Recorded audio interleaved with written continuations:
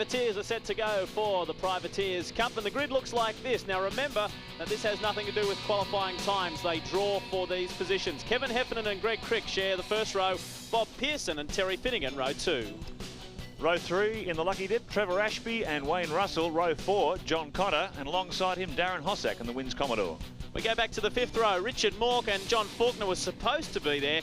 Faulkner has had some problems and won't start in this one. Well, that's a pretty impressive looking grid. Privateers get the green flag at the back, everything's clear, and we're very close to a start. In the Privateers Cup, Sydney's Eastern Creek Raceway, there's the green light. Kevin Heffernan off pole position, gets a good start, but Terry Finnegan's making a big charge down the inside. Greg Crick gets plenty of smoke off the back tyres in the Alcare Commodore. They'll go side by side into turn 1. Heffernan on the inside, Finnegan on the outside, braking hard for turn 2. This will be quite a duel. Here comes Trevor Ashby looming in the background, as well as Terry Finnegan goes around the outside of Heffernan.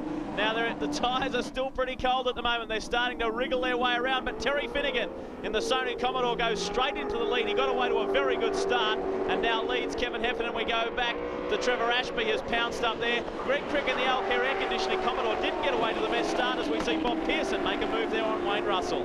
Terry Finnegan, the Sydney sider in the Sony Commodore, very impressive in qualifying. He was only just a fraction away from John Faulkner, the fastest man.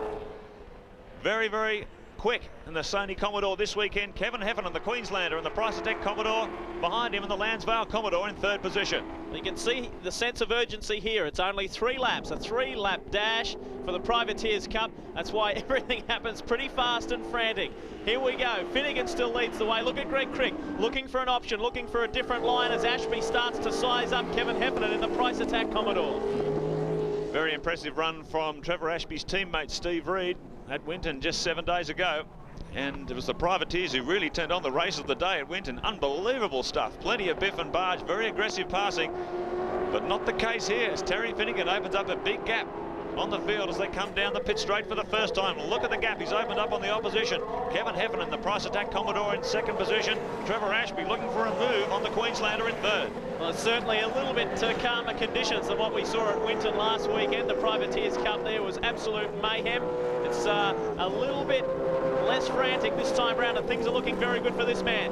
Terry Finnegan in the Sony Commodore. And if his qualifying times are any indication, he's in for a good weekend, and if he can hang in there and win this one, if he can stay there for another lap and a half, it'll be a great confidence booster for him. Hasn't competed in all the rounds so far. The Shell Helix race score tells the story. Finnegan ahead of Ashby now in 2nd position, run on the inside by Greg Crick, but not quite through there.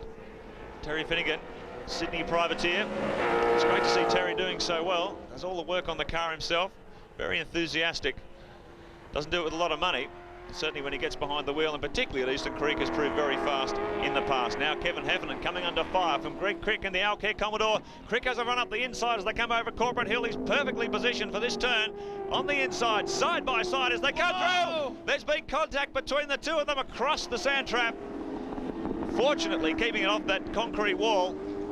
Greg Crick now survives, gets back onto the track at turn 9. Kevin Heffernan maybe not so lucky, but you can see they were really muscling each other through that corner, and it ended in tears. Wow, Greg Crick and Kevin Heffernan, there he is in the Price Attack Commodore. Very, very disappointed. He has got out of that one fairly unscathed, if you could say that. Went straight into the kitty litter. Here is the Shell Helix replay for you. There's the initial contact, and off they go at a very, very high speed. They've been pulled up quite nicely. Crick was able to keep going, but Heffernan spun around. That's his race over. Crick was able to continue, and that's where the Price Attack Commodore will stay. Shows the effectiveness too, as those gravel traps had some accidents around that part of the circuit before. They've gone straight into the wall. That sand trap working very effectively. Meanwhile, Terry Finnegan didn't have anything to do with that. He's been in front of this pack the whole way around on his last lap in the Sony Commodore. Daylight back to Trevor Ashby in 2nd position.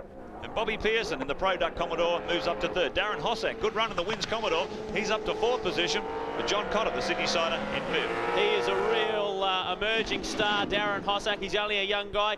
The last couple of rounds in the wet, the qualifying in the wet at Winton and Symmons Plains. They say the wet's the big equaliser, and he's proven that he can drive under those adverse conditions. Perhaps a little bit upgraded machinery underneath him. We'll see some bigger and better results from young Darren Hossack. Oh, Terry Finnegan very deep under brakes there, just a slight lock up. Shows he's really attacking it, giving it everything he's got. The Sony Commodore showing a lot of speed, very quick in qualifying, and look at the gap he's got over the rest of the privateers here. Look at Darren Hossack back there in fourth. The tail end was getting fairly loose. He's trying desperately to catch up to Bob Pearson, and Pearson's done a tremendous job to bridge the gap to Trevor Ashby. They're coming round onto the main straight as we speak. The checkered flag is out, and Terry Finnegan will take out the Privateers Cup for round 6 of the Shell Australian Touring Car Championship. Congratulations to you, Terry. A great job in the Sony Commodore. Trevor Ashby will hang on for second. A great drive by Bob Pearson in the Product Commodore to get in there for third ahead of Darren Hossack. Well, Finnegan just bolted away with that one, Mark. Certainly did. Very quick here last year in the Australian Touring Car Championship round. Showing a lot of speed too. Like I said, not a lot of money to play with, but it always turns out very well presented car. When he gets behind the wheel, the results are showing too. Well done, Terry Finnegan. Let's check the final placings for you on the Shell Helix race score. Terry Finnegan in the Sony Commodore in for the win ahead of Trevor Ashby and Bob Pearson.